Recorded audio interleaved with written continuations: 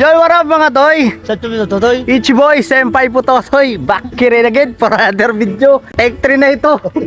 Naka-video ko kanina, di pala naka-play. Ako taka? Ako taka. Ado yan. So yan mga toy, nandito kami ngayon sa beach resort dito sa Pinamalayan lang. Bale nagkaroon kami ng biglaang overnight. Parang napagtripan lang namin kanina, napag-usapan namin.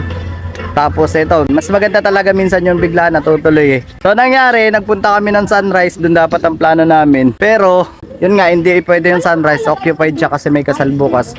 So second option namin ay Magdalena. Pagpunta namin dun, hindi kami pinayagan. Kasi hindi daw sila nagpapa-overnight ng sa cottage lang at tent lang.